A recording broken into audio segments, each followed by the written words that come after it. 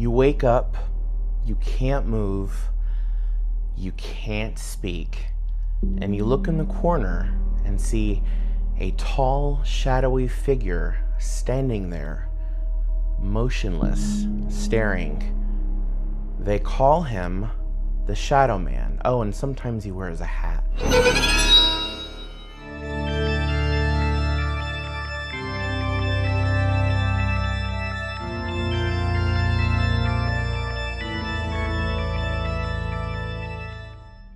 Hello, weirdos. Welcome to the very first episode of Johnny's House of Horrors, where I will be discussing all things scary, from urban legends to, we'll be talking about horror movies, books, you name it. If it makes you want to sleep with the lights on, I'm going to talk about it. I have loved horror my entire life. My dad got me into it at a disturbingly young age, and I never looked back. And so if you're like me, if you have a craving for all things scary, welcome home. You have found your home. So here's the deal. I have a full-time job, so I do not have the time to put together a full script for every episode. So when I'm talking about things like urban legends, which we'll be talking about today, if we're talking about anything truthful, historical figures, stuff like that, we're going to be doing the research in the moment together. I feel like it's more authentic and it's easier on me. That's the real reason. Let's fucking be real. So today we're talking about the Shadow Man. Let's dive in deep, shall we? What is the Shadow Man? Shadow people are shadowy humanoid figures. Now they cross different cultures and time periods. They've been around forever. They have different names in different cultures. They are usually dark, silent silhouettes. It says on here sometimes with glowing eyes. I have experienced Shadow Man myself. Never seen a face before. That would fucking scare me. I would probably shit myself if it had a face, and I might have a stroke. They're a topic of debate, with some believing they are interdimensional beings, spirits, or even demons. I lean towards demons. I don't know why, if I'm an evil person, or I just think maybe that might be fun for it to be a demon. While others explain them as psychological phenomena like hallucinations caused by sleep paralysis. So scientists, as usual, have to ruin everything and take the fun out of everything. I'm kidding, we love science. And so there are scientific explanations for people seeing shadow people. I like to think of it being more paranormal. It can be caused by sleep deprivation, intense emotions, stuff like that. As I said, when it comes to appearance, they're typically described as black, often featureless silhouettes. And they can also be vaporous, abstract, or animal-like. I don't know what that would look like. A cat or a dog or something. That's weird. Mine literally looks, and I'm gonna pop up a picture, a shadowy figure, tall, looks kind of like it's wearing a trench coat with a hat with a brim, faceless, and it's always standing in the corner. And that is the appearance that mine has always taken. Now, obviously everyone's different. Everyone's going to experience things differently. That's what mine has always looked like. Again, we'll get into that in just a little bit, my experiences. I'm assuming you're watching because you've experienced it or you're interested. If you have experienced it, I'm curious to know what yours looks like, or if you want to experience it. Let me know what you want yours to look like. Is that weird? So yeah, accounts vary widely. Some people believe them to be malicious and predatory, while others perceive them as benign or curious observers. They are not benign or curious. This is not fucking Curious George we're talking about here. They are fucking scary. That's the gist of what I got. I mean, in terms of what it is, it's a shadowy figure. It's fucking scary. It's often associated with sleep paralysis. All right, so shadow people have appeared throughout generations. So let's talk about some of those appearances in different cultures. So in Islamic tradition, jinn are invisible beings. They're intelligent, supernatural beings created from smokeless fire who are typically invisible to humans, but they can see us. Some jinn have the ability to shapeshift into various forms, including animals or humans. Their ability to appear as black smoke is often the key connection to modern shadow people sightings. In Choctaw mythology, Nalusa Falaya is a creature that resembles a man with small eyes and pointed ears, and it preys on people, especially hunters, by melting into shadows. The Choctaw also have a belief in an outside shadow called Shilumbish, I know I'm pronouncing these wrong, that can wander after a person's death and frighten others. So like a ghost, basically. So in Inuit mythology, a fascinating humanoid entity known as, let's stretch for this one, Tariaksuk, emerges from the depths of folklore. Often dubbed as the Shadow People, Tariaksuk embodies the essence of shadows, invisibility, and enigmatic obscurity existing in a realm beyond our own perception. This creature inhabits an alternate reality, a parallel dimension mirroring our own, where the boundaries between the tangible and the ethereal blur seamlessly. Across the vast and unforgiving Arctic landscape, where tales of mythological beings intertwine with the daily lives of the resilient Inuit people, the legend of Tariaksuk holds a prominent place. Known by various names, such as, I'm not going to say all these names, there's a lot of them. This elusive entity remains veiled in shadows and steeped in mystery.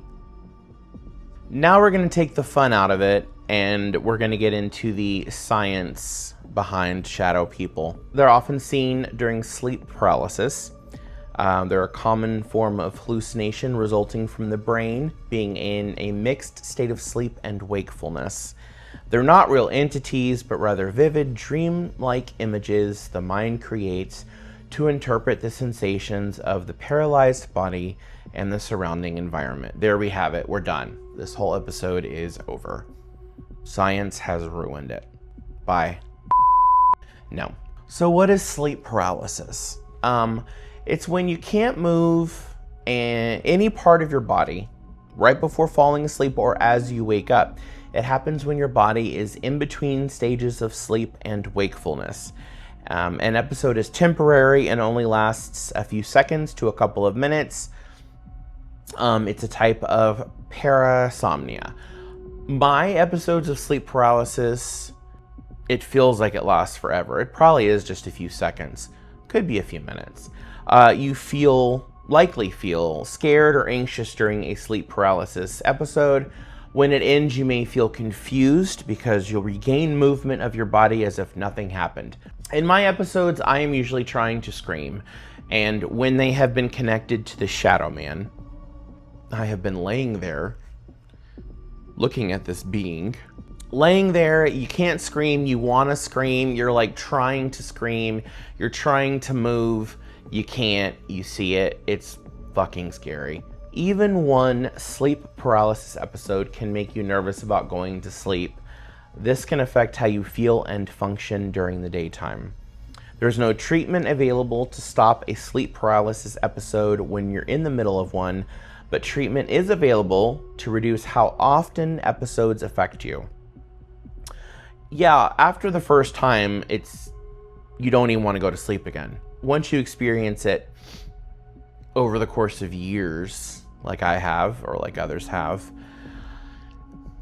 you just you go to bed and you think to yourself, well, I really hope it doesn't happen tonight, because that's gonna fucking suck.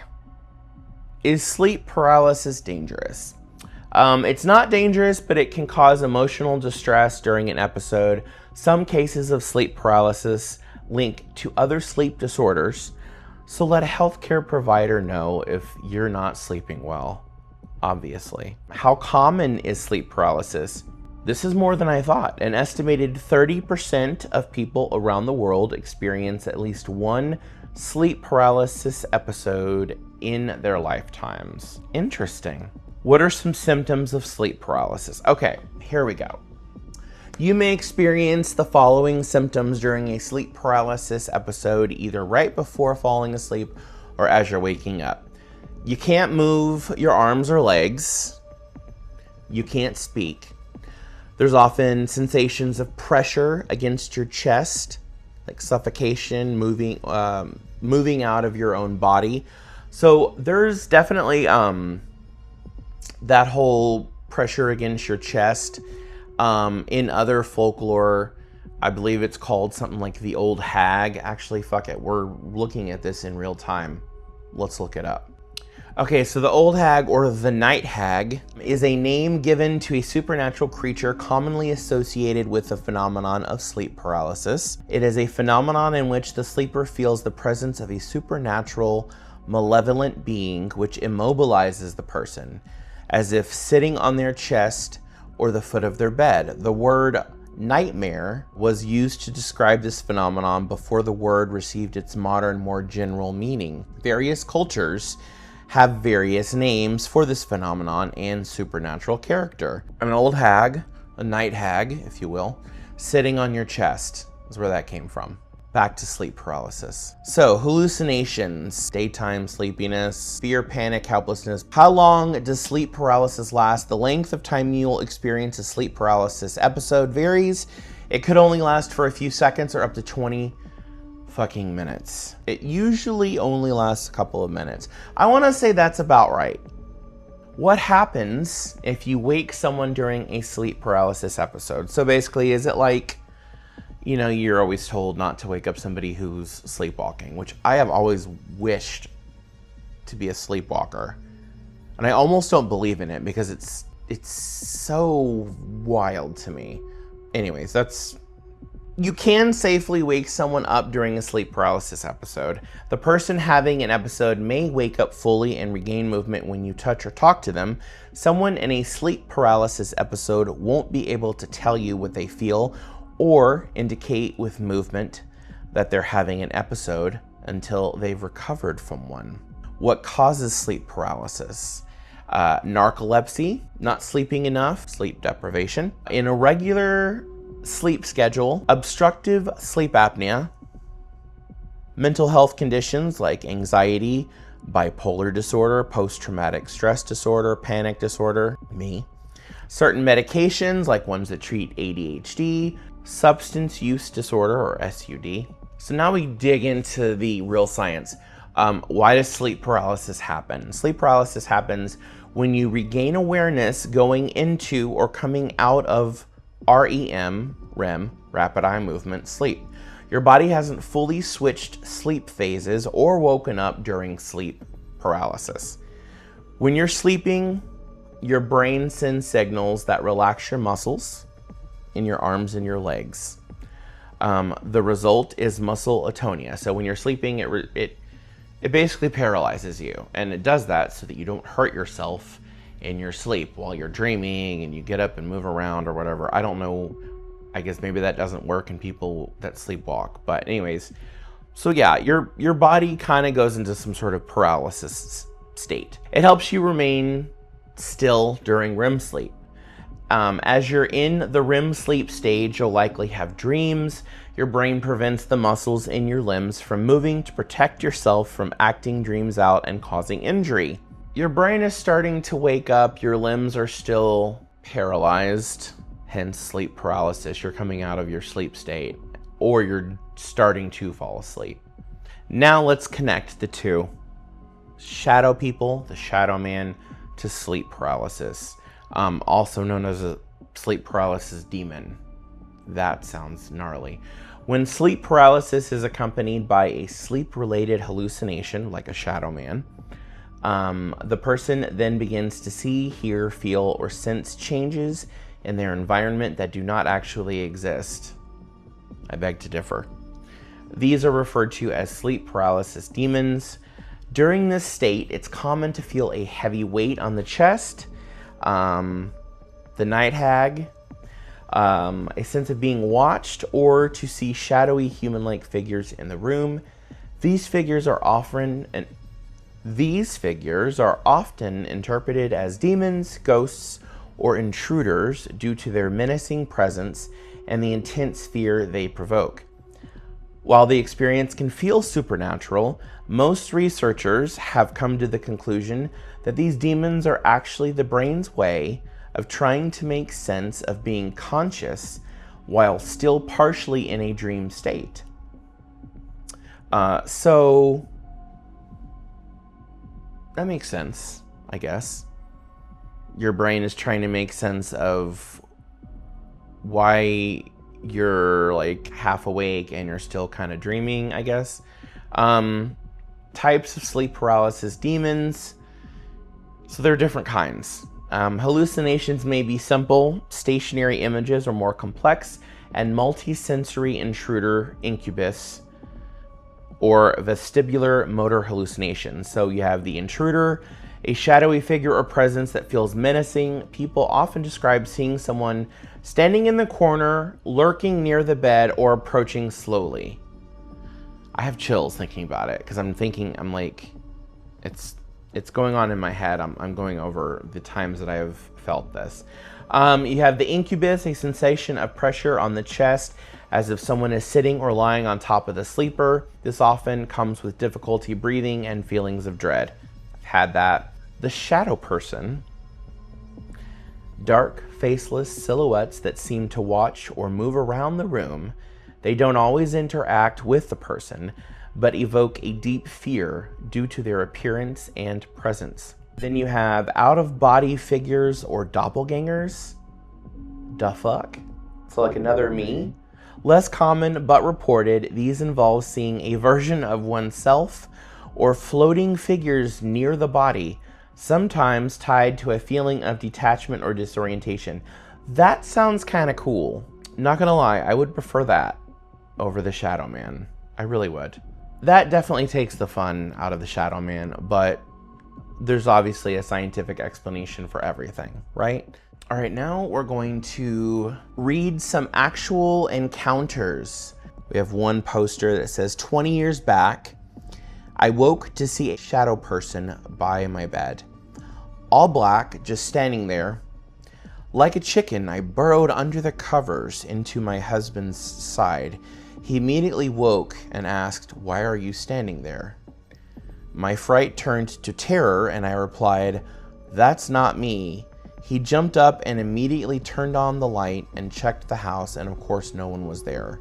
So did her husband experience it too? Oh my God, I don't like that. Okay, so here's another one. Whew. Okay, experienced this when I was much younger. He stood by the doorstep and I thought it was my dad. Tall and fully black figure. Didn't move or say anything to me, but out of fear, I buried myself under my blanket and started reciting something from the Quran. I came out of the blanket and stared at the doorstep again for the shadow man to be gone. I laid back down, looked straight up to the ceiling, and then turned my head to the right, and there it sat, staring right at me, and I stared back at it, looking into pure darkness. I couldn't speak or move myself, and felt like I was in another dimension. Suddenly, it disappeared. One weird thing that was left behind though, an old ringer phone my grandma used to use. It was out of the storage and on the nightstand beside me. The receiver had been lifted off and that phone had a tone as well. That's wild. So we have actual items being moved around. So we have someone else that writes, 15 years ago I had a lot of up close and personal encounters with a shadow person. It watched me nightly, and I even saw it during the day a few times.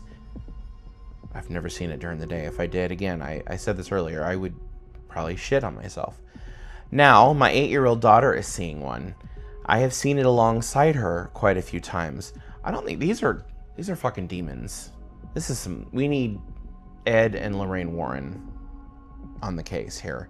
She sees it at school too. It watches her in her classroom door. They need an exorcist. The first day of school, she saw it hanging from the gym ceiling. This is wild. And I believe it followed her home from there. My other daughter and friend have both seen it too.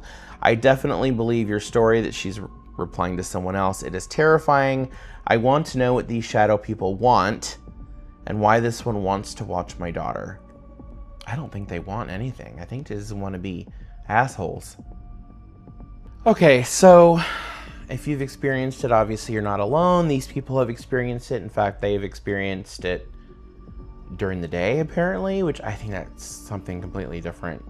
Again, if I experienced that, that would change my life. So I've experienced it many times since I was younger. There's a couple times in particular that stand out. The scariest instant that I ever had, it was back in 2018. My mom was diagnosed with colon cancer, stage 3 colon cancer.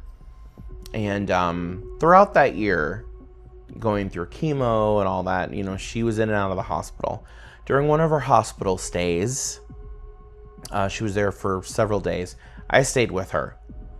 And there was one night where I woke up and it was an instance of sleep paralysis. And I saw the shadow man over by the door of her hospital room. So I'm laying right here. It's fairly dark. I mean, there's light from monitors and things like that, but fairly dark in the room. My mom is next to me in the hospital bed. And I see over in the corner by the door, the shadow man with the brim standing there in the corner. And I mentioned it earlier, my shadow man always stands there and I can feel that it's ready to move, or it's going to move. Almost like a cat, when you see a cat kind of like, you know, getting ready to pounce. It almost feels that way. So I'm laying there watching, and very quickly runs over to me and starts choking me with the blanket that I had over me, pulling it up against my neck. And I couldn't move, couldn't scream, and it was just really fucking scary. And what was odd about that is I had never experienced it before outside of my bedroom. And so it was strange that it followed me to the hospital. Other instances have been very similar. It always wants to choke me. I wake up gasping for air, being choked by my covers. It like takes the covers and is like pushing them down against my neck. Yeah, it's just really fucking scary. And it always has a hat. It always looks like it's wearing a coat. It stands there, and it's always the same thing. You know, I used to be very scared of it, and then it got to the point where I started getting more angry. Like when I would wake up and I would see it, I would, instead of being scared, in my head I'm thinking, come on, fucker, come on, you motherfucker. Like I'm, you know, tough or something. I don't know. It's been a while since I have experienced it. And actually I can say ever since I want to say I've had my CPAP machine for 3 or 4 years now. I want to say that I have not experienced the shadow man since I've gotten my CPAP machine, which probably proves the scientific explanation, probably proves it to be accurate, that it is definitely something psychological caused by different reasons. You know, one of them was obstructive sleep apnea. But again, I feel like that takes the fun out of it. So I'm gonna believe that it's real. And it feels real. And who's to say that there isn't something real about it, that it isn't some sort of being that actually exists and comes after people with different sleep conditions. I don't know. All I know is it feels very real and it feels very scary. And I've experienced it. And if you've experienced it, comment below. I would love to hear what you've gone through. It's fucking scary. So I know I probably could have gone into more detail about the shadow man, but First episode, figuring this shit out. I hope that you found this interesting. I didn't realize how many different cultures the Shadow Man exists in. So it's something that's been passed around, and stories of it have been passed around through generations and cultures. I think that's about it for the Shadow Man. Thank you for watching. I hope you learned something. I did, as we learned together. This came out of the idea to create this channel and to do this. Literally came out of therapy. I suffer from anxiety and depression, and you know, it was something that we talked about. You know, what are things that I could do that make me happy? And I love horror, and I thought that this would be fun. It'd be a fun way to discuss my favorite topic and give myself a hobby. I'm going to be thinking of different things to talk about. I hope as I get better at this, the videos seem more cohesive and more, you know, entertaining. I hope you found this one entertaining. Now, I think it's time that we close up for the night. Again, thank you so much for joining me. And until next time, we'll talk about more scary shit. Bye, weirdos.